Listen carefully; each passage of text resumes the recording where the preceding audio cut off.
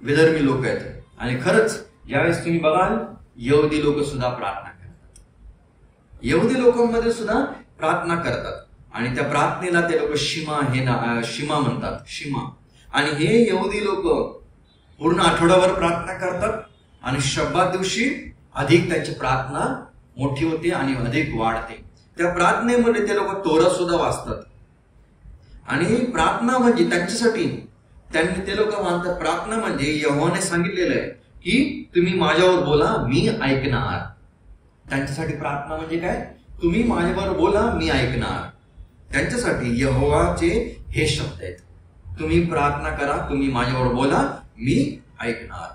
यहुदी लोक सुद्धा प्रार्थना करतात. आपल्या घरामध्ये सुद्धा ते लोक करतात. त्या काळामध्ये मंदिरामध्ये सुद्धा जायचे, सभास्थानामध्ये सुद्धा जायचे, मंडपामध्ये सुद्धा जायचे प्रार्थना करण्यासाठी. आणि आज सुद्धा आपले इस्रायल लोक किंवा यहुदी लोक आपापल्या घरामध्ये प्रार्थना करतात आणि ते लोक आज त्या भिंतीकडे सुद्धा जातात आणि प्रार्थना करतात. ही भिंत आहे लिनिंग वॉल किंवा व्हीलिंग वॉल सुद्धा त्याला म्हणतात.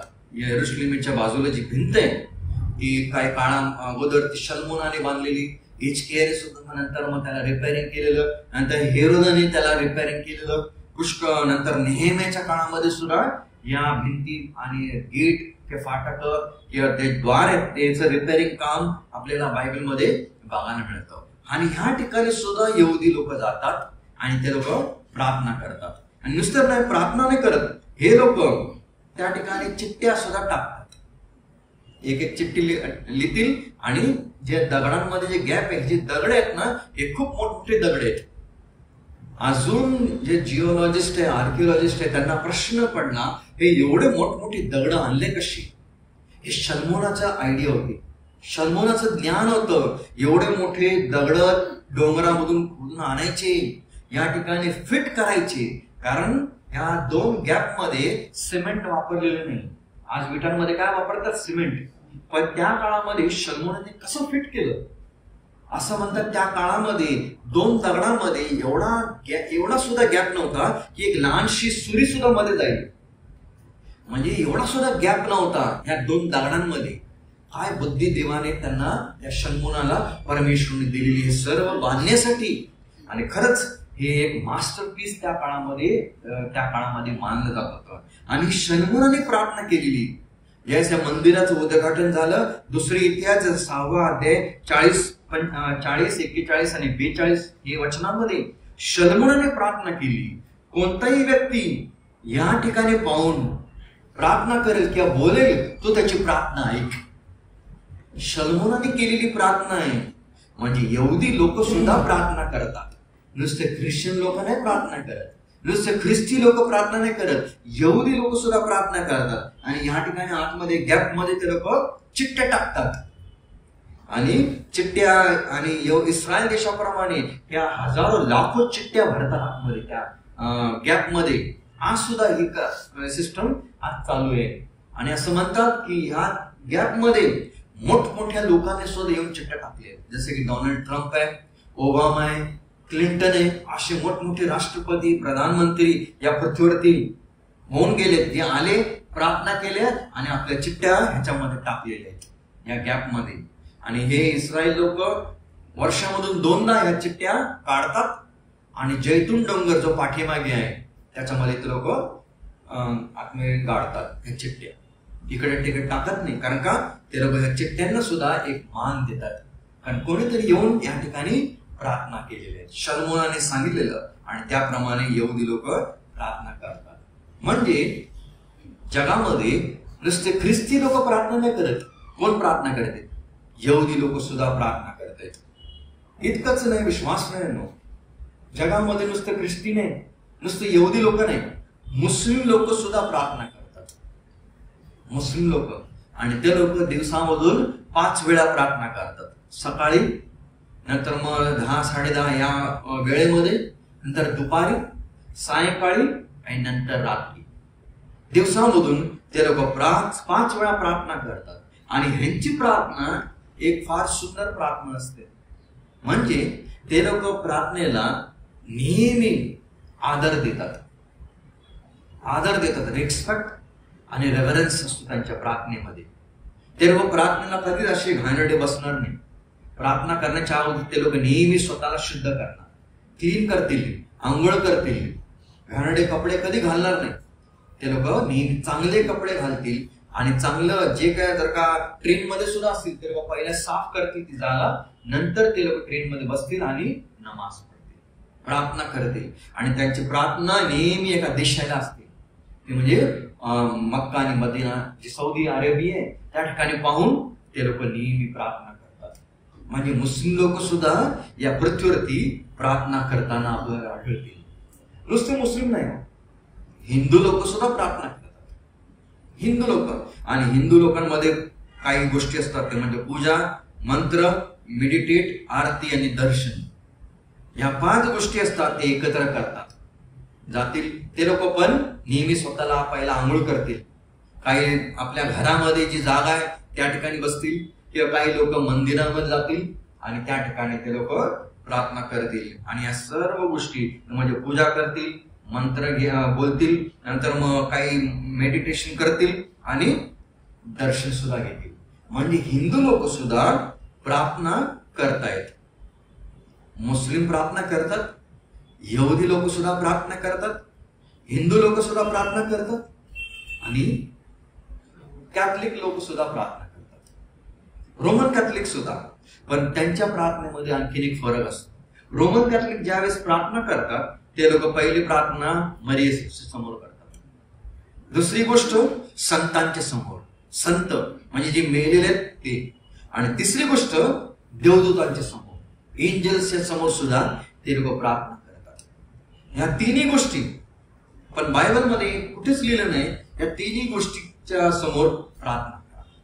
कारण बायबल प्रमाणे मरिया मरण पावली, बायबल प्रमाणे संत सुद्धा मेलेले आहेत, आणि बायबलमध्ये कुठेच सांगितलं नाही की देवदूतांना हाक मारा, की देवदूतांच्या समोर प्रार्थना करा. मिका 7:7 मध्ये लिहिले आहे, माझा देव माझं ऐकेल, माय गॉड विल हिअर मी. माझा देवदूत ऐकेल कुठे लिहिलं नाही बायबलमध्ये. हा, आपल्याला एक एक देवदूत दिलेला आहे, आपल्या रक्षणासाठी तो दिलेला आहे, पण तो आपली प्रार्थना ऐकत नाही तो कुठे बायबलमध्ये लिहिले कोणी प्रार्थना केली. या जगामध्ये असे पुष्कळ जण आहेत जे देवदूतांच्या समोर सुद्धा प्रार्थना करतात, मरीच्या समोर, आणि मेले लोक आहेत त्यांच्या समोर सुद्धा जाऊन ते लोक प्रार्थना करतात. साधं उदाहरण आपल्याला यूहन्नाच्या 2ऱ्या अध्यायामध्ये सुद्धा बघायला मिळतं. हे दास जे होते त्या घरामध्ये, काना गावामध्ये मरियेकडे आले, प्रॉब्लेम होता, मरियेकडे आले, पण मरियेने कोणाकडे पाठवलं? जे काय तो करेल, जे काय तो सांगेल तेच तुम्ही करा. तिला सोल्युशन माहिती नव्हतं. तिने फक्त एकच सांगितलं, सोल्युशन कुठे मिळेल तुम्हाला? तर येशूकडेच. आणि ते लोक येशूकडे गेले आणि येशूची आज्ञा मानली आणि त्यांना त्या प्रॉब्लेमचं सोल्युशन मिळालं. हो, विश्वास नाही तरी देखील आज रोमन कॅथलिक लोक सुद्धा आज मरियेकडे जातात, पण मरिया आज मेलेली आहे. हा, ती चांगली होती बाई त्या काळामध्ये, पण मरिया देव नाही. यशायाचा 63 अध्याय आणि 16 वचन काय लिहिलेलं आहे? तरी तू आमचा पिता आहेस. अब्राहम आम्हास जाणत नाही, इस्रायल आम्हास ओळखत नाही. अब्राहम आम्हास जाणत नाही, अब्राहम आम्हाला ओळखत नाही, तर का अब्राहमाकडे जावं? म्हणून रोम 10:14 मध्ये काय लिहिलेलं आहे? रोम 10:14. तर ज्याच्यावर त्यांनी विश्वास ठेवला नाही त्याचा वध ते कसा,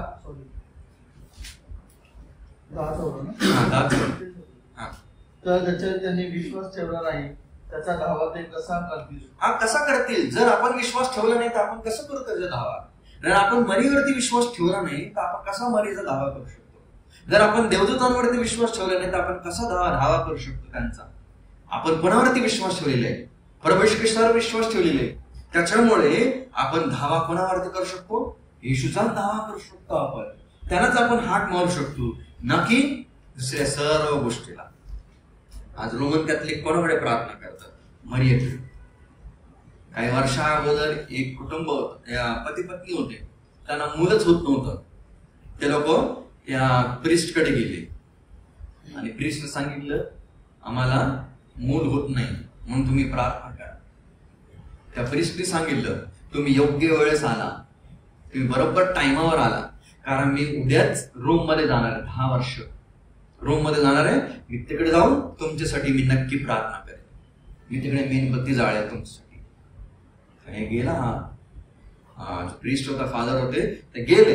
10 वर्षानंतर पुन्हा ते आले त्या गावामध्ये, पुन्हा ट्रान्सफर झाली. आणि त्यांना आठवलं 10 वर्ष अगोदर एक कुटुंब माझ्याकडे आलेलं, मला त्या कुटुंबाला जाऊन भेटायचे. हे आले फादर त्यांच्या घरामध्ये आणि बघितलं तर 3 मुलं त्या आईच्या वरती बसलेत, मांडीवरती बसलेत. 3 मुलं खाटेच्या खाली गेलेलेत, बसलेलेत.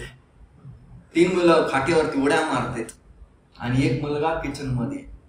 10 मुलं.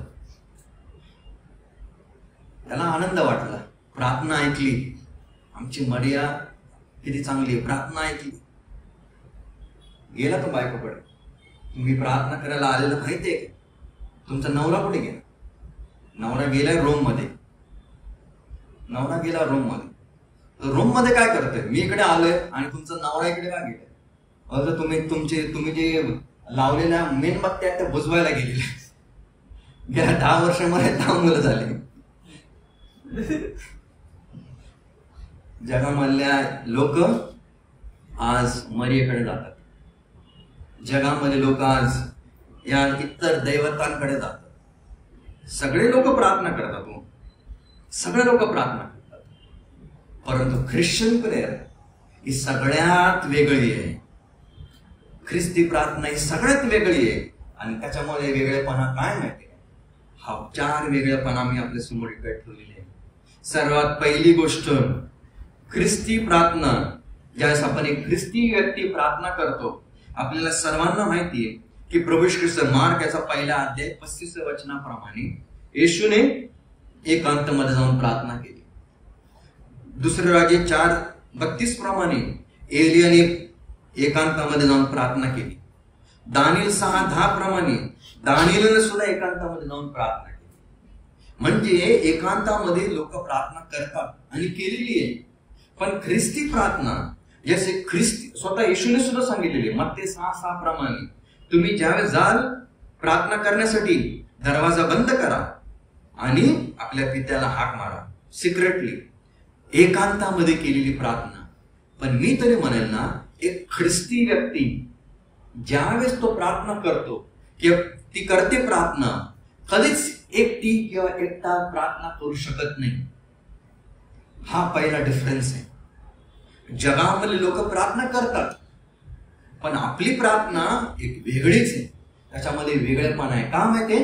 कारण आपण ज्यावेळेस प्रार्थना करतो ना, कधी त्यामध्ये एकटा आपण प्रार्थना करू शकतच नाही. का माहिती? कारण तुम्ही एकटे नसता.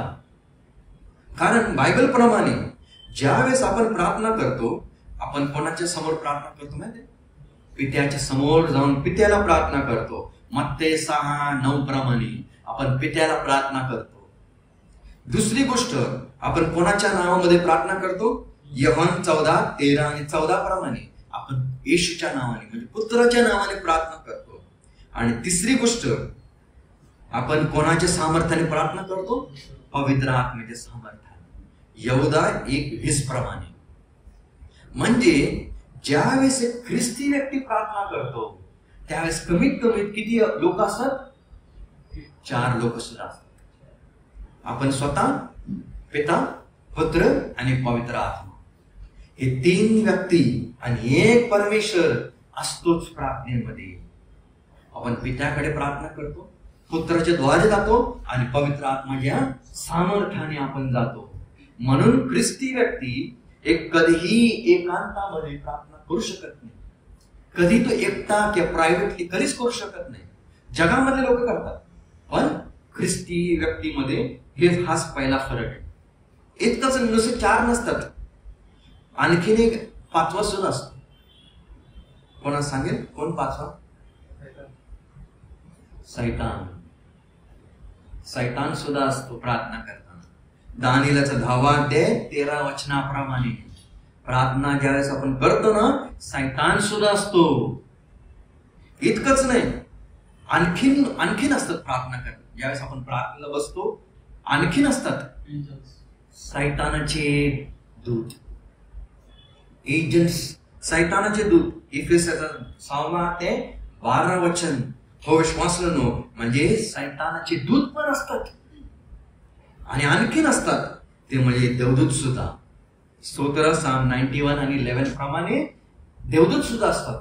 आपले जे देवदूत, की आपल्याबरोबर जो देवदूत आहे तो सुद्धा असतात प्रार्थना करताना. म्हणजे तो ही प्रार्थना म्हणजे एक ख्रिस्ती व्यक्ती ज्यावेळेस प्रार्थना करताना तो कधीच प्रायव्हेटली प्रार्थना करू शकत नाही. कधीच तो म्हणणार नाही मी एकटा प्रार्थना करतो. नाही, आपल्यावर कोण आहे? आमचा परमेश्वर. 3 व्यक्ती आहे. आमच्याबरोबर देवदूत सुद्धा असतात. आम्ही ज्यावेळेस प्रार्थना करतो सैतान आणि सैतानाचे आत्मे सुद्धा असतात प्रार्थना करताना. म्हणजे तुम्हाला बघायला मिळतं जरी आपल्याला प्रार्थना एक लहानसा शब्द आहे पण त्याचं सामर्थ्य, त्याचा पॉवर किती मोठा आहे, किती मोठा आहे. दुसरं डिफरन्स, ख्रिस्ती प्रार्थना ज्यावेळेस एक करतो, ख्रिश्चन प्रार्थना ती म्हणजे मनन नाही, मनन नाही. कधी कधी फक्त बोलणं. प्रार्थना म्हणजे काय? सुरुवातीला आपण बघितलं देवाबरोबर बोलणं. प्रार्थनेमध्ये देवाबरोबर बोलणं हे फार महत्वाचं आहे. प्रार्थना म्हणजे कधी मनन कधी करू नका. ज्यावेळेस आम्ही लहान होतो कधी कधी आम्ही प्रार्थना करायला बसायचो आणि प्रार्थना करता करता सगळे आमचे विचार इकडे तिकडे जायचे. कधी कधी सगळ्यांचं असं असतंय ना, प्रार्थना करणार 5-10 मिनिटानंतर विचार सगळे इकडे तिकडे, हे करायचे ते करायचे, इकडे जायचं तिकडे जायचं, या गोष्टी करायच्या. म्हणजे मनुष्य कधी कधी प्रार्थनेमध्ये दुसऱ्या गोष्टीचा विचार करतो किंवा कधी कधी प्रार्थनेमध्ये तो देवाच्या वचनाचाच विचार करतो. नाही विश्वास आहे. प्रार्थना म्हणजे मनन कधीच करू नका. प्रार्थनेमध्ये कधी मनन नाही. मनन एक वेगळा भाग आहे. देवाचं वचन वाचा आणि नंतर मग आपण मनन करू शकतो. कारण बायबल सुद्धा सांगतं दिवस आणि रात्र त्यावर तू मनन कर. देवाच्या वचनावरती मनन करणे हे गरजेचं आहे. पण प्रार्थनेमध्ये कधी मनन नाही. प्रार्थना म्हणजे फक्त देवाबरोबर बोलणं, देवाबरोबर बोलणं. म्हणून एक कोणीतरी वचन वाचा माझ्यासाठी, लूक वर्तमान याचा 11वा अध्याय आणि दुसरं वचन काय लिहिलेलं आहे? तो त्यांना म्हणला तुम्ही प्रार्थना करा तेव्हा असे म्हणा. हा, तो म्हणाला म्हणजे येशूने त्यांना सांगितलं ज्यावेळेस तुम्ही प्रार्थना कराल असे म्हणा. असे मनन करायला लिहिलेलं नाही. फक्त थिंक असं ज्यावेळेस तुम्ही प्रार्थना करताना असं विचार करा लिहिलेलं नाही. असं बोला. इंग्लिश मध्ये लिहिलंय व्हेन यू प्रे से. ज्यावेळेस तुम्ही प्रार्थना करा त्यास तुम्ही बोला असं म्हणा. म्हणजे प्रार्थनेमध्ये काय केलं पाहिजे? बोललं पाहिजे. कोणाबरोबर? आपल्या नातेवाईकांबरोबर नाही, आपल्या देवाबरोबर. म्हणून प्रार्थना म्हणजे मेडिटेशन नाही, प्रार्थना म्हणजे विचार नाही. म्हणून मत्तयाचा 11वा अध्यायामध्ये सुद्धा आणि 25व्या वचनामध्ये येशू म्हणाला तो प्रार्थना करत आहे. म्हणून योहानाच्या 17व्या अध्यायामध्ये सुद्धा जीसस सेड, येशू म्हणाला. ज्या ज्या ठिकाणी येशू प्रार्थना करत आहे त्या त्या ठिकाणी तो बोलत आहे. तो कुठेच विचार करत नाही की आता म्हणून कधीच करताना आपल्याला बघायला मिळत नाही. म्हणजे प्रार्थना म्हणजे नेहमी देवाबरोबर बोलणं. तिसरी गोष्ट, प्रार्थना म्हणजे किंवा प्रार्थनेमध्ये, ख्रिस्ती प्रार्थनेमध्ये आपण देवाला पिता म्हणून हाक मारू शकतो.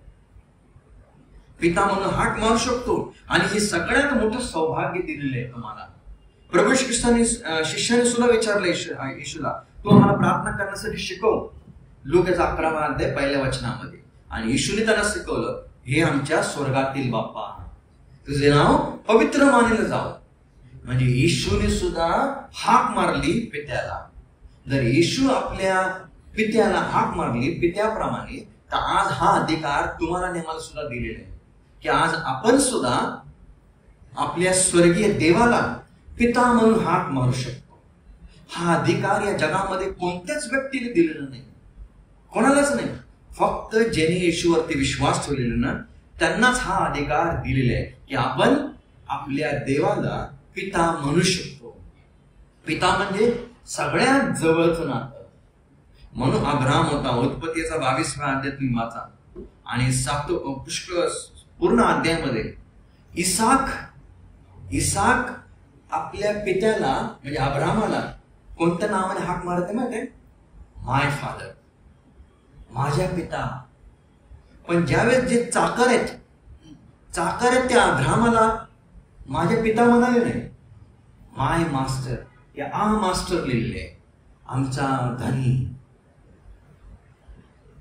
इसाक वडिलांना काय म्हणाला? पिता. हे शब्द त्यांनी वापरले 22व्या अध्यायामध्ये. हो विश्वास नाही नो का? नोकर आपल्या मालकाला तो पिता कधीच म्हणू शकत नाही, पण एक पुत्र आपल्या वडिलांना तो पिता म्हणू शकतो. आज आपण नोकर नाही होत, आपण कोण आहोत? आपण त्याचे पुत्र आणि कन्या बनण्याचा अधिकार दिलेला आहे, एक खूप मोठं सौभाग्य दिलेलं आहे. आणि त्याच्यामुळे विश्वास नाही नो प्रभूला धन्यवाद द्या, कारण आज आपण प्रभूकडे जाऊ शकतो, येऊ शकतो, देवाकडे येऊ शकतो आणि आपण त्याला पिता हाक मारू शकतो. पिता हाक मारू शकतो. जगामध्ये लोक कधी पिता हाक मारू शकत नाही, कधीच हाक मारू शकत नाही. पण आपण ख्रिस्ती लोकांमध्ये हीच एक वेगळी आहे की आपण आपल्या स्वर्गीय पिताला, की आपल्या देवाला आपण पिता हाक मारू शकतो. आणि फक्त तुम्हालाच ज्यांचं येशूवरती, ज्यांनी येशूला तारणारा म्हणून स्वीकारले, त्यांनाच हे मोठे सौभाग्य दिलेले की आपण कधीही कोणत्याही क्षणामध्ये आपण त्याला हाक मारू शकतो. आणि चौथी गोष्ट, ख्रिस्ती प्रार्थनामध्ये नेहमी आपण जिवंत देवाला हाक मारतो. हो विश्वासानो, आपण मेलेल्या देवाकडे जात नाही. हिंदू लोक कुठे जातात? मूर्तीच्या समोर. रोमन कॅथलिक कुठे जातात? मूर्तीच्या समोर. संतांकडे जात आहेत, त्या फादरकडे जात आहेत, जो मनुष्य आहे, जर श्वास फक्त नागपुडेमध्ये. पण आपण कोणाकडे जातो?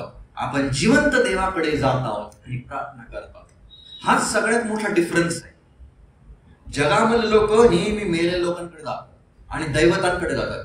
ते लोक ज्यावेळेस प्रार्थना करतात ती प्रार्थना फक्त हवेमध्ये जाते. पण आपण ज्यावेळेस प्रार्थना करतो ती कुठे जाते माहिती? आपल्या स्वर्गीय पिताकडे, ज्या ठिकाणी तो बसलेला आहे त्या सिंहासन समोर ती जाते. यिर्मयाचा 10वा अध्याय 10वे वचन काय लिहिलेले? तरी परमेश्वर सत्य देव आहे, तो जिवंत देव, तो जिवंत देव आहे. सत्य आणि जिवंत हे दोन गुण त्या ठिकाणी लिहिलेले. तो सत्य आणि जिवंत देव आहे. दुसऱ्या जगामधले दैवतांचे देव आहेच नाही. काही लोक आहेत ते मेलेले आहेत, परंतु आमचा देव हा जिवंत देव आहे आणि म्हणून तो जिवंत देव आहे. म्हणून स्तोत्र 65 दुसऱ्या वचनाप्रमाणे तो आमची प्रार्थना ऐकतो. आपण ज्यावेळेस जिवंत देवाकडे जातो तो आपली प्रार्थना ऐकतो. इतकंच नाही, तर ज्यावेळेस आपण जिवंत देवाकडे जातो तो आपल्याला मदत सुद्धा करतो. आपल्याला सहाय्य करणारा सुद्धा परमेश्वर आहे. दुसरं राजे 6वा अध्याय 26 आणि 27 काय लिहिलं? दुसरं राजे 6वा अध्याय 26 आणि 27. पटावर खेळत असताना एका स्त्रीने उठून त्याला म्हणते, अहो स्वामीला सहाय्य करा. तो म्हणाला, परमेश्वर तुला सहाय्य करीत नाही तर मी कोण करू? हा, ही बाई कोणाकडे आली? राजाकडे आली. आणि राजाने काय सांगितलं? परमेश्वर जर सहाय्य करत नाही तर मी कुठून करू? म्हणजे सहाय्य करणारा, मदत करणारा कोण आहे? फक्त आमचा जिवंत परमेश्वर. कारण तोच ऐकतो आणि तोच आमचं सहाय्य सुद्धा करतो. हो विश्वास नाही नो, आज काही वर्षा अगोदर एका व्यक्तीने प्रार्थना केली, हे परमेश्वरा तुझा एक हात माझ्या खांद्यावर असू दे आणि दुसरा हात माझ्या तोंडावर असू दे. आम्हाला सहाय्य करणारा परमेश्वर तो नेहमी आमचा बरोबर आहे.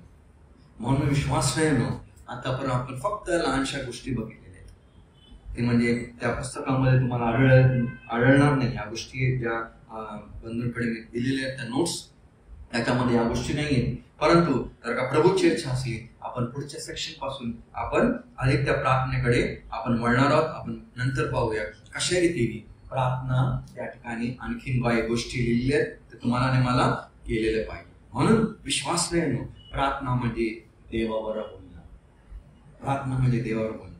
आणि ख्रिस्ती प्रार्थना म्हणजे सगळे त्याच्यामध्ये वेगळेपण आहे. जगामध्ये लोक सुद्धा प्रार्थना करतात, परंतु आपण ज्यावेळेस प्रार्थना करतो त्यामध्ये नेहमी एक वेगळापणा असतो. म्हणजे तुम्ही कधी एकटे नसतात, आपल्याबरोबर आमचा स्वर्गीय परमेश्वर असतो, आपले दूत असतात आणि सैतानाचे आत्मे सुद्धा असतात. म्हणजे दानिएलच्या काळामध्ये असो किंवा आजच्या काळामध्ये असो, इफेस 6 प्रमाणे. हो विश्वास आहे नो. म्हणून प्रार्थना एक वेगळी प्रार्थना आहे कारण पावलेल्या लोकांची. आणि इतकंच नाही, प्रार्थनेमध्ये मनन नाही, प्रार्थनेमध्ये बोलणं. प्रार्थना म्हणजे देवाला हाक मारणं की तो आमचा पिता आहे. आणि प्रार्थना म्हणजे ज्यावेळेस आपण येतो त्यावेळेस आपण मेलेल्या लोकांकडे किंवा मेलेल्या दैवतांकडे येत नाही, आपण जिवंत देवाकडे येतो. हे मोठं सौभाग्य देवाने दिलेलं आहे आपल्याला. त्याबद्दल प्रभूला धन्यवाद असो. स्तुती अर्पण असो. आमेन.